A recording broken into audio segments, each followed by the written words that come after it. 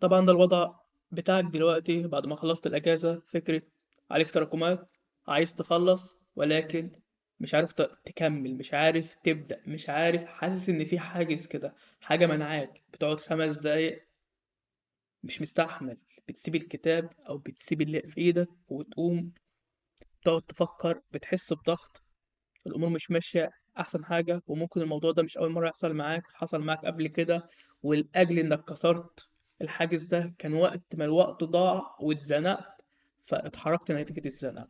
طبعا ده كان الوضع الخاص بيا قبل كده، ولكن أنا الحقيقة لقيت حل للموضوع ده، طريقة بطبقها مع نفسي من الناحية، لأن هو في هتلاقي 3 أجزاء، اللي هو الناحية النفسية والناحية العقلية والناحية ممكن نقول المنطقية.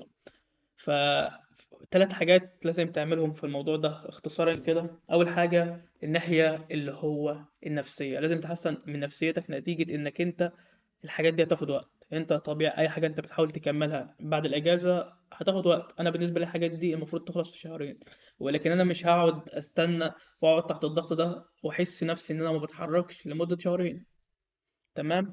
فأنا بكل بساطة كلمت على الورقة دي قبل كده، عامل الورقة دي، هبقى أظهر لكم الجزء دلوقتي. هي مش هيلوب، هظهر لكم الجزء دلوقتي، ابقى اصورها هتظهر دلوقتي.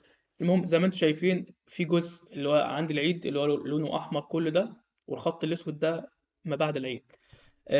فبكل بساطة النقط الخضراء دي تمثل الأنشطة اللي أنا المفروض بعملها يوميا، والأنشطة دي مفيش أي نشاط فيهم أصلا يتعدى ربع ساعة في إنك أنت بتعمله. أنت ممكن تعمل نشاط نشاطين 3، ولكن زي ما قلت دي تاني مرة ليا، فالأنشطة عندك كتير حبتين.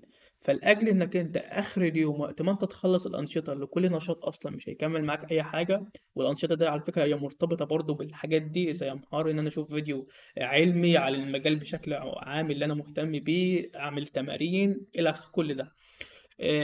ده بالنسبة للجزء النفسي. فواحدة واحدة كل يوم على أساس الورقة دي، وعلى أساس إنك بتعمل الإنجازات الصغيرة اللي هي ممكن بشكل غير مباشر بتوصلك برضو بتربطك بالهدف ده، بتحسن نفسيتك واحدة واحدة وبتشيل الضغط من عليك اللي هو إيه، أنا بتحرك أهو. تاني حاجة هي بكل بساطة الجزء اللي هو العقلي، اللي هو بمعنى إنك أنت أصلا إزاي ترجع تشغل عقلك تاني. وهو بكل بساطة إنك أنت مش هتروح تراجع على كل اللي انت عملته، انت هتروح تطبق او تحل على اخر حاجة عملتها. بمعنى خلينا ندي مثال، انا مثلا الكتاب اللي تحت ده Introduction to Algebra، اللي هو مقدمة للجبر، ده المفروض اللي انا كنت مكمل فيه شوية، ولكن وقت ما انا رجعت حسيت ان دماغي واقفة مش عارف اعمل اي حاجة. اظن انت يعني انت فاهم الموقف، مش لازم اشرحه. فالمهم علشان ارجع علي شويه يستوعبوا الكلام ده وانا شبه ناسي، رحت اللي كنت متمكن منه او اللي هو كنت واخد وقت اكبر اللي انا مخلصه، اللي هو البري الجبرا، اللي هو ما قبل الجبر اصلا. رحت جبت اخر جزء وبدات احل المسائل. طبعا في البدايه برضو كان نفس الشعور، ولكن هتلاقي الموضوع مختلف بحيث انك هتبدا تحس انك هتبدا تلقط من الحاجات، لانك انت هنا مش بتحاول تبني حاجه جديده، انت بتحاول تفتكر طرق وحاجات انت في الاصل حلتها او عملتها اكتر من مره. عكس ما هنا وقت ما انا بدات بده وانا اصلا ناسي اللي ما قبله، فانا بنزل بحاول ابني حاجه جديده على حاجه في الاصل ناسيها. لكن هنا انا بحاول اعيد تذكير ازاي بنيت الجزء اللي انا بنيته ده. تمام. فده بالجزء العقلي، حاول اللي هو سواء بقى اخر جزء عملته في البرمجه، اخر جزء عملته في الكورس، اخر جزء كذا، حاول تحل او اخترع اي حاجه تخليك تشغل دماغك وتفتكر وتفكر في اخر جزء. طبعا اخر جزء اللي هو اخر تالت حاجه هو الجزء المنطقي. الجزء المنطقي بكل بساطه يا شباب هو انك انت في حاجه العقل بيخدعنا بيها، وان انا مثلا انا بالنسبه ليا لو انا بصيت للكتب دي كل ده خلص في شهرين، اللي هو بتحس ان كل ده هيخلص في يوم، اللي هو في قعدة واحدة كده المفروض اخلص كل ده. رغم ان انت لو مسكت كتاب واحد، خلينا بس نمسك مثلا الكتاب ده، يعني خلينا امسك اكبر كتاب اللي هو ممكن يكون ده او ده، خلينا نمسك اكبر كتاب. اكبر كتاب تقريبا كام صفحة؟ خلينا نشوف كده. حوالي 500 صفحة، قول 600 أو يلا زود. 600 صفحة، 600 على فكرة شهرين. شهرين يعني 60، يعني حوالي كل يوم هيكون 10 صفحات. وكمان يعني اللي هو انا عارف ان العشر صفحات دول هيخلصوا كده، لان مثلا صفحتين شرح والباقي كله مسائل وسهله جدا بانك انت عارف الشرح. ولكن دي الفكره، اللي هو مجرد 10 صفحات من الكتاب ده مش هيكملوا معايا مثلا الساعه، ماشي الساعه، شكرا على كده. تمام. فهو الفكره فيما فيها ان ده اكبر كتاب مثلا هيخلص في المده دي بمجرد 10 صفحات. وقت ما انت بتفكر من المنطق ده ان ده انا مش هخلص غير 10 صفحات في اليوم، هتكون اهون من انك انت حتى وانت بتقول. لان انت بتحس ان عقلك بيفصل شويه في حته الوقت ما بين التفرقه ما بين الشهر واليوم. وقت ما انت بتمسك الكتاب وتروح مثلا عامل كده وتبص وتبقى انت في العشر ورقات، وتبص اللي بعد كده، يا لسه قدامي كل ده يا عم، انت لسه قدامي، هو عادي مفيش مشكله، انت مش هتعمل غير 10 صفحات غير كل يوم، شكرا على كده. انت مش تاني يوم هتعمل لي اللي هم ال 590 صفحه الباقيين. تمام. فهم دلوقتي الثلاث اجزاء. طبعا اخر حاجه، انا كنت قبل كده اتكلمت ان انا شغال على جروب ببرمجه، بحيث انه يساعد اي حد يفكر انه يطور من نفسه او شغال في انه بيطور نفسه وحاسس بوحدة، بحيث ان انت مركز مع نفسك وبتعمل كل حاجة مع نفسك وامورك تمام، ولكن برضو حاسس انك في الليلة دي كلها لوحدك. فالجروب خليني اعرضه عليكم واعرض فكرته، لان الجروب ده مش عادي، بمعنى مش مجرد اللي هو تعالى تعالى نعلمك، تعالى نخليك تطور من نفسك، او تعالى لازم تكون نشط، كل ده مش فارق. فكرة الجروب بكل بساطة، خلينا نتكلم هم جروبين بس، خلينا نتكلم عن الجروب الاولاني. الجروب الاولاني اللي هو العام عن اللي هو تطوير النفس. طبعا القوانين يبقى اللي هو وقت ما تدخل يبقى تقراها. الشات ده عادي لو انت عايز تسأل تعمل براحتك.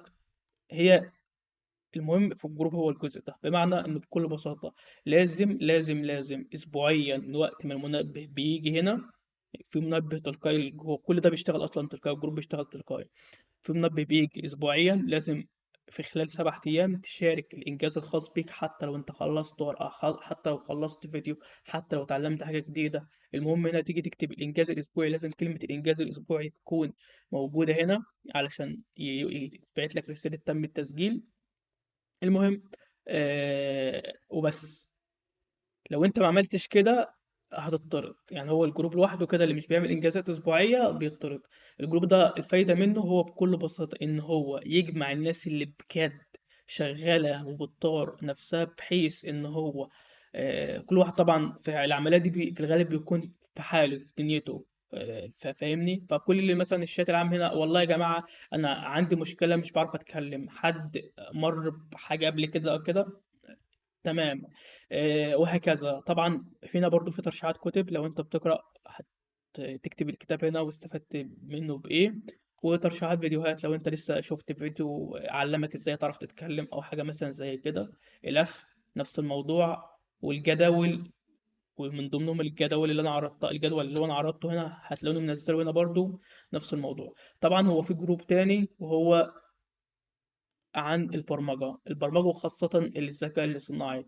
طبعا هو حوار الذكاء الاصطناعي منقسم لحوار الرياضيات وحوار اللي هو البرمجة وحوار الرياضيات، وفي نفس الوقت في الخريطة برضو اللي هو بتاع الذكاء الاصطناعي. هي خريطة كاملة كل الحاجات اللي انت محتاجها عشان تتعلم المجال ده. ولو انت في مجال غير مجال الذكاء الاصطناعي ممكن تدخل ما فيش مشكلة.